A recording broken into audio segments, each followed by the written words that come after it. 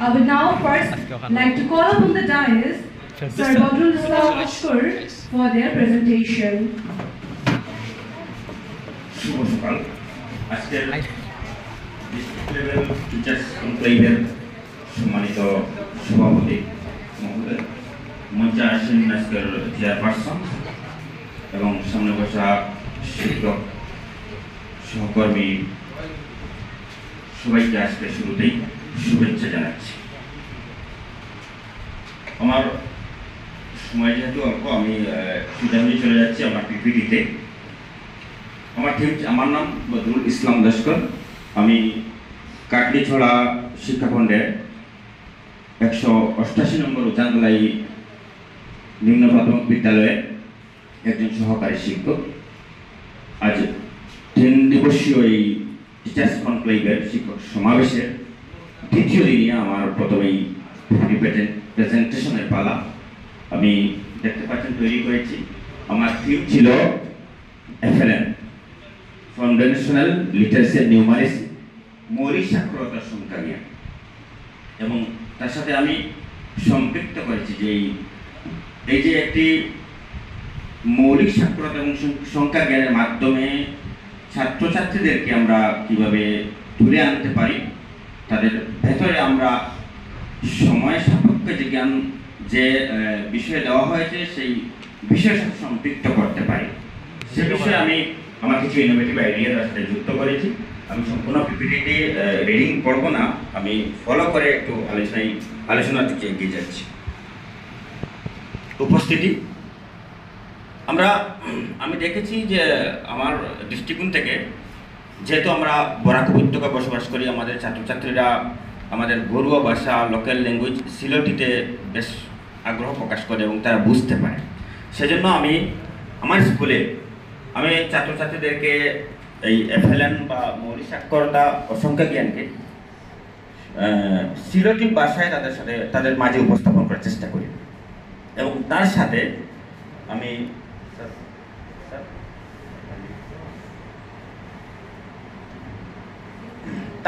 আমি ঝুলে দিয়েছিলাম যে আমি দেখেছি সিলেটি ভাষার মাধ্যমে যদি আমরা তাদেরকে পরিচয় দিতে পারি, এবং বাংলা ভাষা বা ইংরেজি ভাষা যে যাই হোক, এই অক্ষর জ্ঞান বা বর্ণমালা শেখানোর যদি উপায়ন্তর ব্যবহার করি, সেক্ষেত্রে বেশ আগ্রহী হয়ে ওঠে। এক্ষেত্রে আমি ছাত্রছাত্রীদেরকে যেমন ক্লাসের ভেতরে আমি 5-7 মিনিট করে রাখি প্রতিদিন খেলাধুলা বা এনজয়েবল লার্নিং করার জন্য। সেক্ষেত্রে আমি ব্যবহার করে থাকি আমার কিছু নিজস্ব ছড়া আছে, আমি নিজে লিখেছি, যাতে করে বাচ্চারা খুব সহজে অনুধাবন করতে পারে এবং তার ভেতরে থাকা বর্ণ বা সংখ্যা এগুলি খুব সহজে আত্মস্থ করতে পারে। স্যার আরেকটু এই যে এর আগে গিয়েছে উদ্দেশ্যগুলো আপনাদের সবাই জানা আছে, আমি কেন এগুলি করেছি এবং সহজে FLN-কে অর্থাৎ সংখ্যা জ্ঞান ও সাক্ষরতাকে বাচ্চাদের সামনে উপস্থাপন করা যায়। এবং আমরা খুব এমন একটি, এখানে স্যার বলেছিলেন একটি আগে যে ক্রিয়েটিভ অর্থাৎ সৃজনশীলতার মাধ্যমে বাচ্চাদের খুব কাছাকাছি নিয়ে যাওয়া, তাকে আমার কাছে না নিয়ে এনে আমি তার কাছে চলে যাওয়া। এর উপায়ান্তর হিসাবে আমি যেমন ছড়া আমার নিজের হাতেই লেখা, যেমন এখানে বলেছি ও আ ই ই, এরপরে কি কি, উ উ রি পেরেছে সে হি হি হি, তারা হাততালি দেবে এবং হাসবে। এরপরে যেমন এ ওই ও ও, পড়াগুলো শিখে নাও।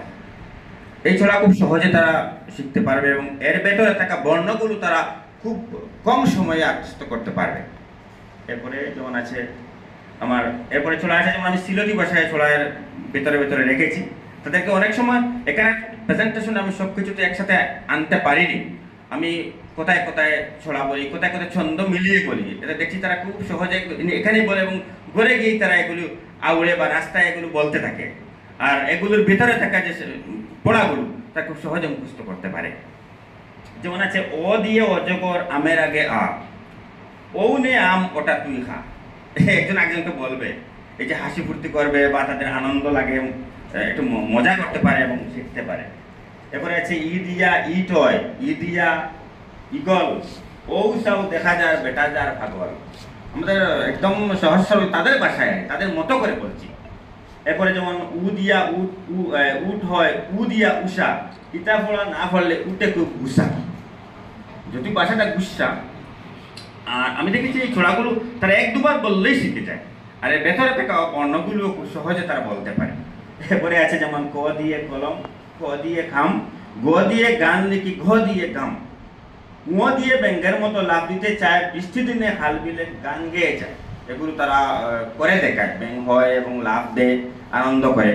আমার একটি নিজস্ব ছড়া বই আছে, আমি সেই বই থেকে তাদেরকে মাঝে মাঝে দিই আর কি, বা 5-7 দিন করে ক্লাসের ভিতরে রাখি।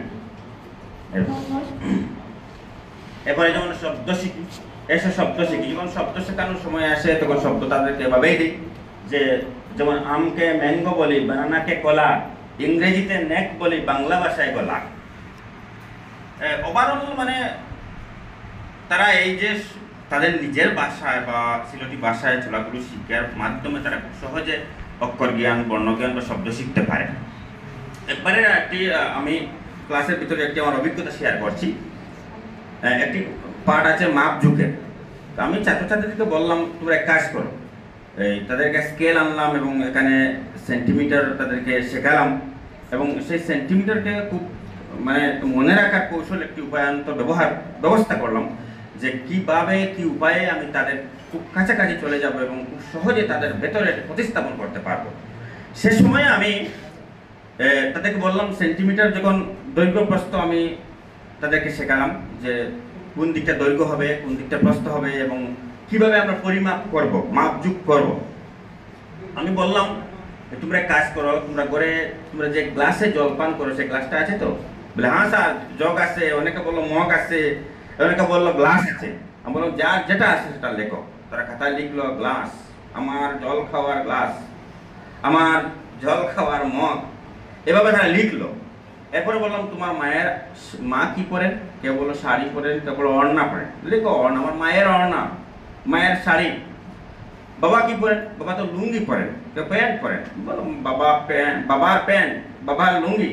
আমি লিখালাম তোমার ঘরের দরজা, আমার ঘরের দরজা, আমার ঘরের জানালা, আমার ঘরের টেবিল, আমার পড়ার টেবিল, আমার শোয়ার খাট, এভাবে আমি লিখালাম। একটু লম্বা লিস্ট করলাম কয়েকটি দিয়ে, বললাম তোমরা কাজ করে স্কেল দিয়ে তোমরা ঘরে গিয়ে তোমরা এটি পরিমাপ করবে।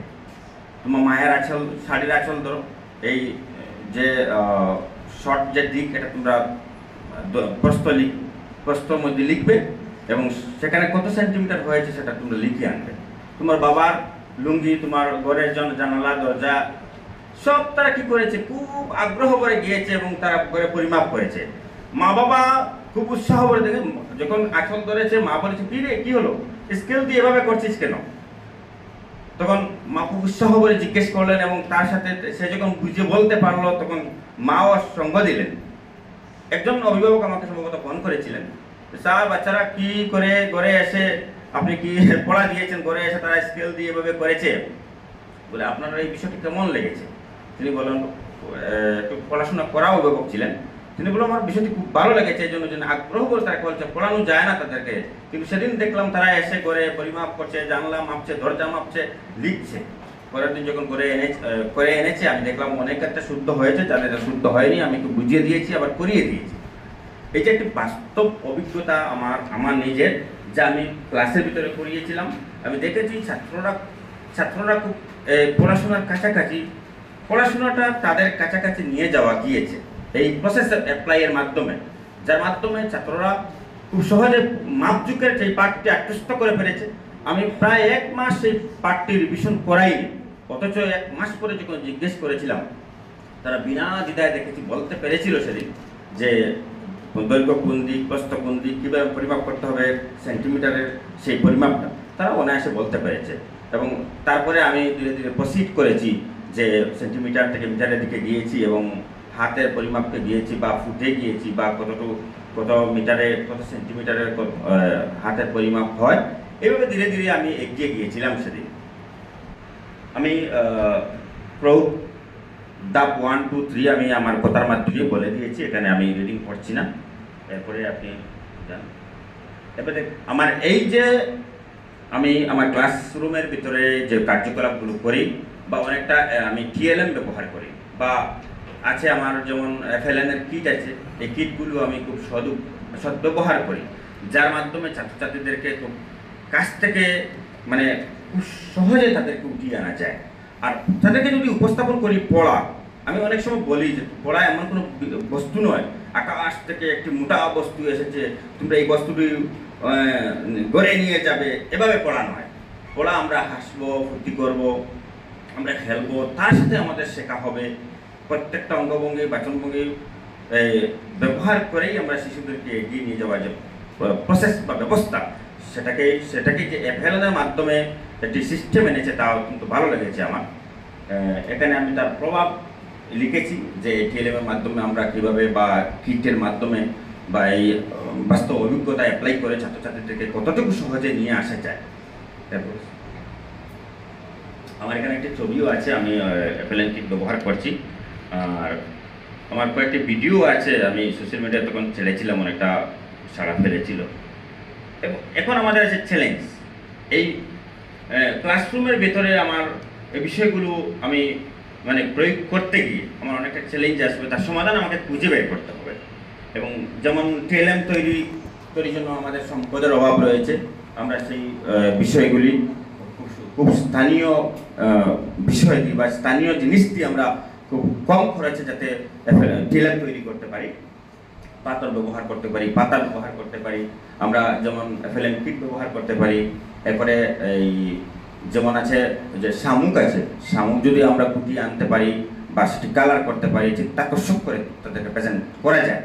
এরপরে আমরা যেমন বোতলের যেটা ঢাকনা আছে, সেই ঢাকনাটিও আমরা বিভিন্ন কালারের ব্যবহার করে তাদেরকে চিত্তাকর্ষকভাবে সংখ্যা গণনা বা অন্যান্য কিছু চিহ্ন দেখাতে পারি, যেমন ত্রিভুজ আছে, চতুর্ভুজ আছে, অ্যাঙ্গল আছে, এই জিনিসগুলো আমরা উপস্থাপন করতে পারি।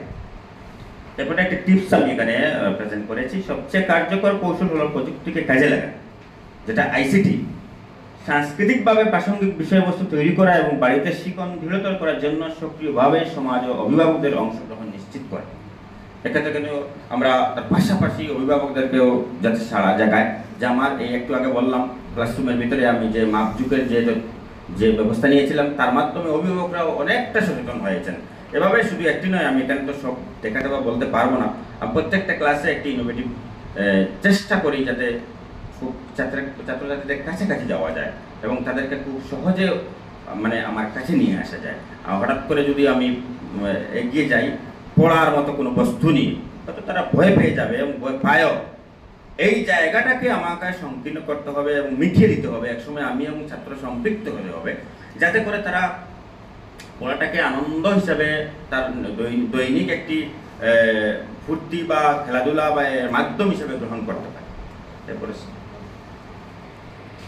আচ্ছা, এখানে আমি আমার যে বিষয়টি আমি প্রেজেন্ট করেছি তার প্রতিফলন কি হতে পারে বা এখান থেকে আমরা কি গ্রহণ করতে পারি, এইটি ছড়া শিক্ষণকে আনন্দদায়ক কার্যকর করে।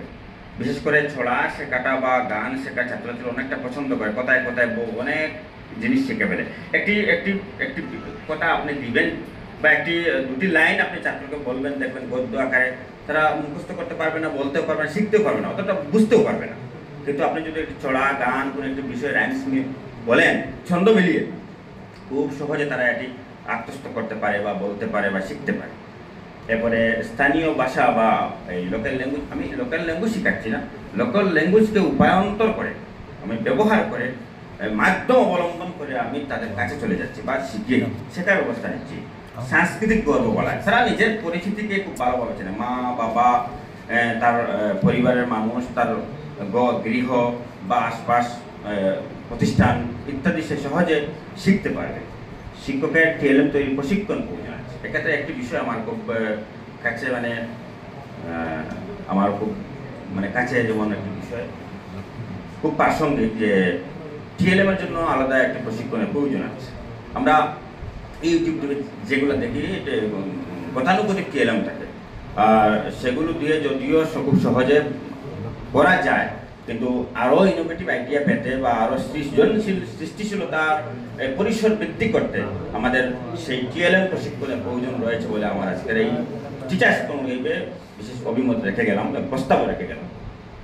এরপরে এরপরে আছে আমার উপসংহারে কিছু কথা আছে যেগুলো আমি প্রায় বলে ফেলেছি, যে আমি এই সম্পূর্ণ শিক্ষা ব্যবস্থা বা আমার টিচিং লার্নিং মেটেরিয়ালস বলুন, বা আমার যেমন বই বলুন, বা আমি অনেকটা যে অনলাইনে কাটাকাটি করি, ভিডিও দেখি, ইউটিউব দেখি, সব কিছু একত্রিত করে আমার কাছ থেকে যখন ট্রান্সফার হবে বাচ্চাদের কাছে, তখন কিন্তু তার মতো করে আমি তার কাছে উপস্থাপন করতে হবে। আমি ইউটিউবে যেরকম দেখলাম সেরকম তাকে বললে হবে না। আমি একটি আইডিয়া এক জায়গা থেকে নিলাম, সেই আইডিয়াটি আমি সেই জায়গা নেওয়াতে যেরকম হুবু তার কাছে পৌঁছালে হবে না। আমি ট্রান্সফর্মিং সিস্টেমটা সহজতর করে তার বাচ্চাকে তো আমি বুঝতে পারছি, তার প্রকৃতি, তার নেচার, তার স্কোপ সবগুলো বুঝে তার কাছে আমি উপস্থাপন তার মতো করে করার চেষ্টা করব।